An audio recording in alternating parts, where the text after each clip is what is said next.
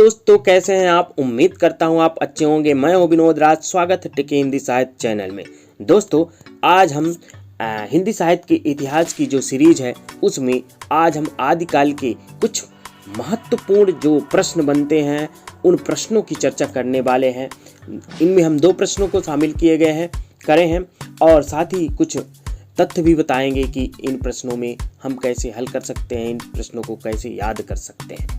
तो उससे पहले यदि आप मेरे चैनल को सब्सक्राइब न किया तो सब्सक्राइब कर दें, बेल आइकन प्रेस कर दें जिससे आपको आने वाली वीडियो की नोटिफिकेशन मिलती रहे। वीडियो को लाइक करिए, वीडियो को में कमेंट्स करिए, वीडियो को अपने दोस्तों तक शेयर जरूर करिए। वीडियो इतनी अच्छी है कि आप लाइक जरूर करके जाइएगा और अंत तक वीडियो में बने रहें। तो चलिए आज हम पढ़ते हैं आदिकाल के बारे में।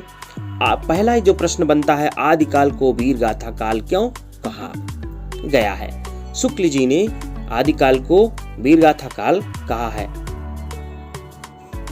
तो क्यों कहा है, इसके कुछ तत्व हैं और किन ग्रंथों को लेकर कहा गया। ये प्रश्न ज्यादातर पूछा जाता है कि आदिकालीन वीर परक काव्य कौन कौन से हैं। शुक्ल जी ने वीर गाथा काल कहा है, ये तो आप प्रीवियस वीडियो में देख चुके हैं। तो उत्तर देखते हैं। आचार्य शुक्ल ने स्वीकार किया है कि भारत पर जब मुसलमानों की चढ़ाइयों का आरंभ होता है तब से हम हिंदी साहित्य की प्रवृत्ति को एक विशेष रूप में बनती हुई पाते हैं। तो उनका कहना है कि जब भारत में मुसलमानों का आक्रमण हुआ तो हिंदी साहित्य एक विशेष परिस्थिति में, एक विशेष प्रवृत्ति में बंधती हुई नजर आती है। राजाश्रय कवि अपने आश्रयदाता राजाओं के पराक्रमपूर्ण चरित्रों या गाथाओं का वर्णन करते थे। ऐसे ही में क्या करते थे, जो राजाश्रय कवि थे, राज्यों के आश्रित थे, वो कवि अपने आश्रयदाताओं की क्या करते थे, प्रशंसा करते थे, उनके अधीन ही काव्य रचना करते थे। यही प्रबंध परंपरा रासों के नाम से पाई जाती है। तो ये परंपरा क्या कहलाई, रासों के नाम से पाई जाती, जिसे लक्ष्य करके इस काल को हमने वीर गाथा काल कहा है। तो रासों ग्रंथों को उन्होंने लक्ष्य करके क्या कहा है, वीर गाथा काल कह दिया है। यद्यपि इस काल में 2 प्रकार की रचनाएं होने का उन्होंने पूर्ण संकेत किया है।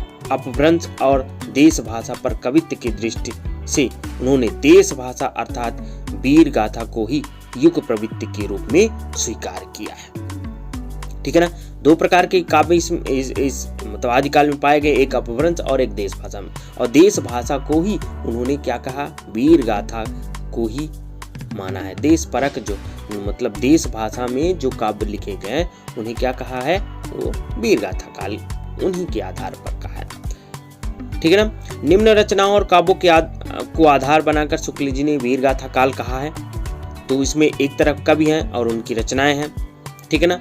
खुमान रासो किसकी रचना है, दलपत विजय की है। पृथ्वीराज रासो चंद्रवरदाई, हिंदी साहित्य का पहला महाकाव्य पृथ्वीराज रासो। हम्मीर रासो सांग गधर। ठीक है ना। परमाल रासो जगनिक, ये बहुत पूछा, इसे आल्हखंड भी कहा जाता है। ठीक है ना। फिर बीसल देव रासो नरपतिनाल। जयचंद्र प्रकाश, ये है केदार भट्ट की। जय मयंक जस चंद्रिका मधुकर की हुई। विद्यापति पदावली, ये किसकी है, विद्यापति की है। ये 8 ग्रंथ जो हैं, इन 8 ग्रंथों को ही मान करके ले करके आचार्य रामचंद्र शुक्ल ने क्या कहा था, आदिकाल को वीर गाथा काल कहा है।